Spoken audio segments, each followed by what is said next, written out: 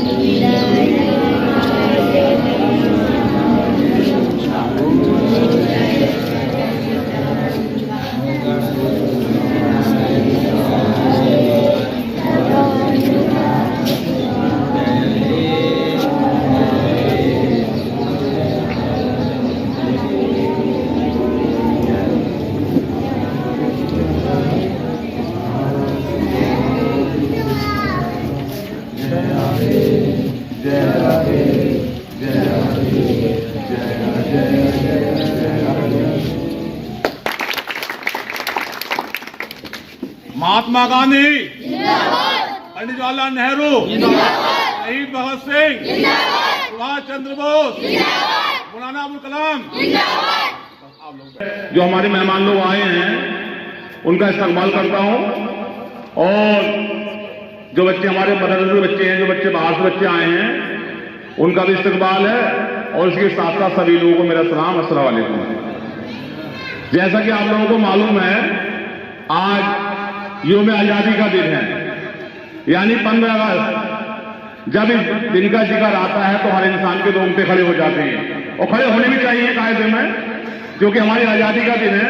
एक टाइम वो होता जब हम अपने देश में ढंग से सांस भी नहीं ले पाते थे, सुई भी नहीं बनती थी। आज माशाअल्लाह अल्लाह का फजलो करम है, सब लोग सांस भी ले रहे हैं, सुई से लेकर हवाई जहाज तक बना रहे हैं, और अपना हर काम बड़ी आजादी से कर रहे हैं। तो सब लोग इस दिन को मिलजुल कर मनाएं और देश की तरक्की के लिए कंधे से कंधा मिलाकर गंगा जमुना जो तहजीब है उसे बरकरार रखें। और हमारा देश 15 अगस्त 1947 को आजाद हुआ था। उससे पहले आप लोग जानते ही हो, कुछ इसमें पता भी होगा, फतेह बुजुर्ग आदमी है, अंग्रेज शासन के बारे में जानते होंगे। हम लोग अपना कोई काम नहीं कर पाते थे, कोई अपना धार्मिक आयोजन नहीं कर सकते थे, अपने घर पे झंडा नहीं लगा सकते थे, कोई भी काम ऐसा नहीं था जो हम बिना अंग्रेज परमिशन के हम कर सकते थे। लेकिन आज अपना शासन है, अपना देश है, अपना विधान है, आज हर काम अपने खुद से कर सकते हैं। ये कैसे मुसलसल हुआ? क्योंकि हमारे जो क्रांतिकारी लोग हुए हैं, जिनमें शहीद भगत सिंह, राम बिस्मिल, मौलाना अबुल कलाम आजाद, इन लोगों ने हमारे देश के लिए आजादी दी है, कुर्बानियां दी हैं और आजादी दी है हमें। तो सब लोग इनकी कुर्बानियों को जाए न जाए, सब लोग मिलजुल के इस देश के लिए तरक्की के रास्ते खोलें।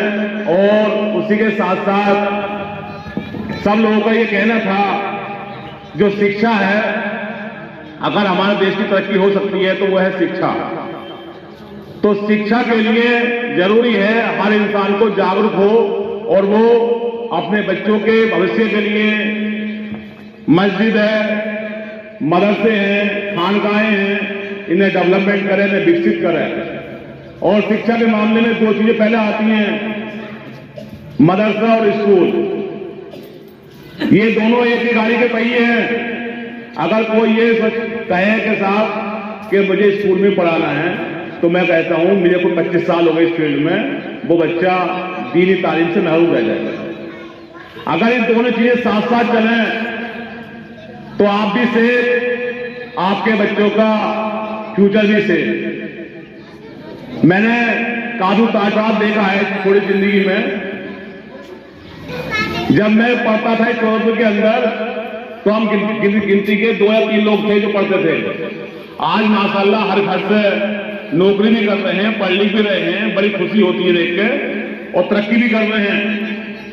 और कोई फील्ड है, हर फील्ड में हमारे बच्चों ने तरक्की की है।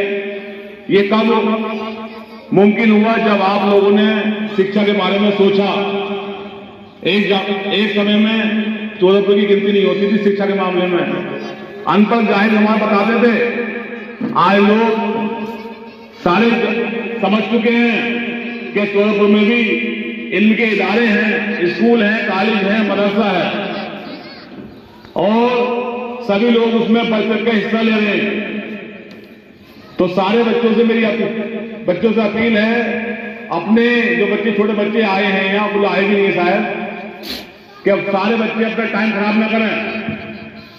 जैसा मम्मी पापा कहें उनके अकॉर्डिंग चलो। और मम्मी पापा को ये चाहिए कि हमारे बच्चे क्रिकेट ना खेल के, मोबाइल ना देख के अपने स्कूल भेजो, उसके बाद मदरसे में भेजो।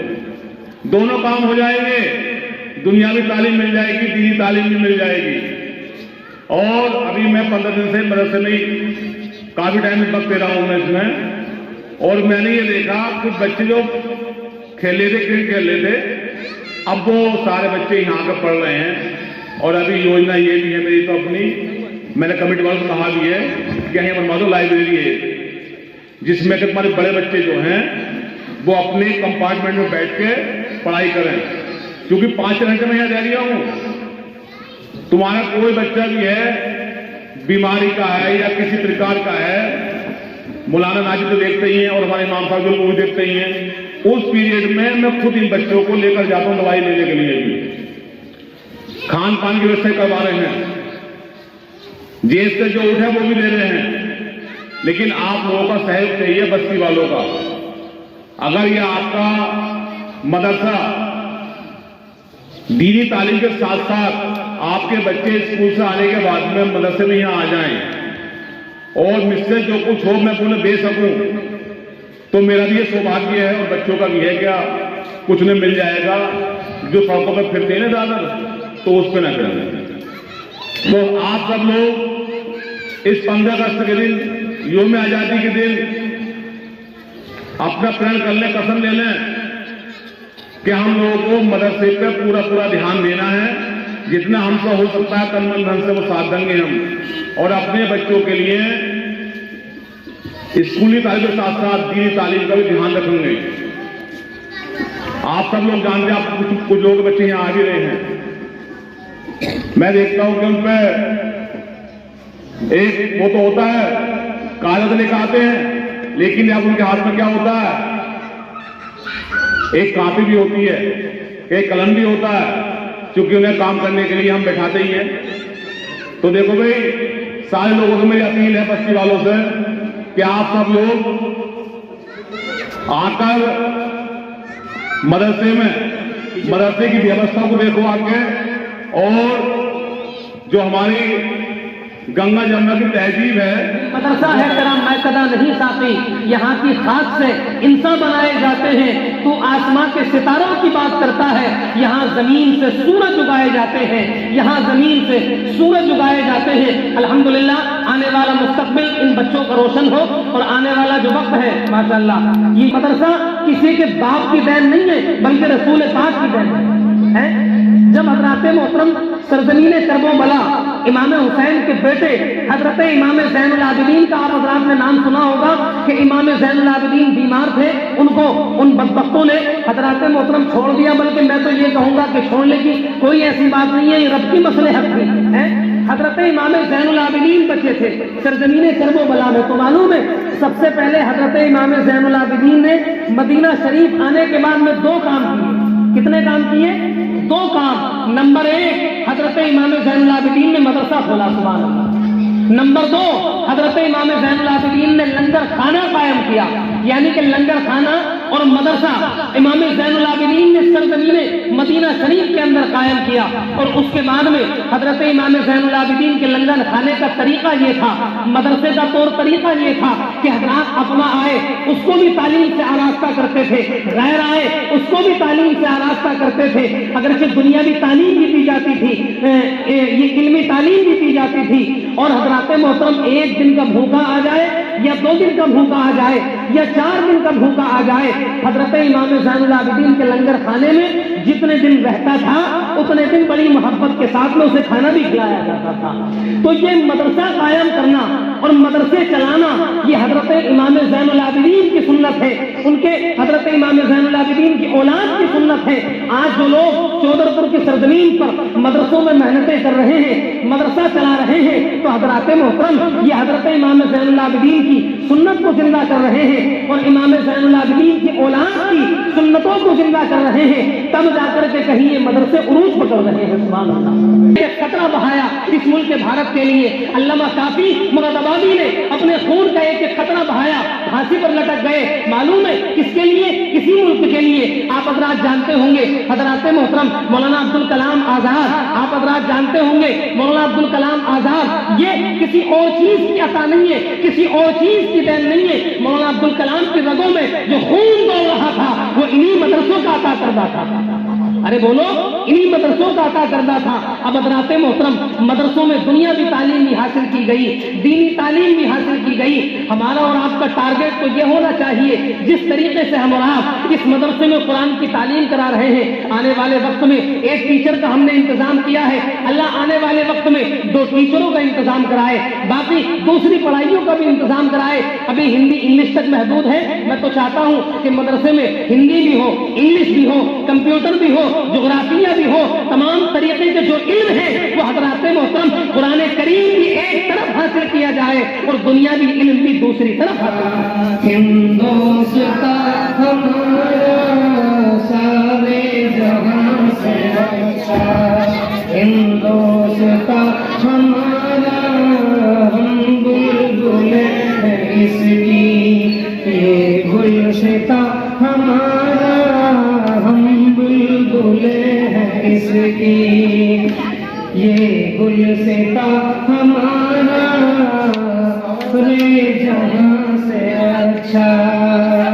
गुर्बत में हो अगर हम रहता है दिल वतन में, गुर्बत में हो अगर हम रहता है दिल वतन में, समझो वही हमें भी दिल, समझो हमें वही भी दिल है जहां हमारा सारे जहां से अच्छा। हिंदुस्तान हमारा पर्वत वो है, पर्वत वो सबसे ऊंचा, हम साया आसमां में, पर्वत वो सबसे ऊंचा, हम साया आसमां में, वो संत हमारा वो पासवा हमारा सारे जहां से अच्छा।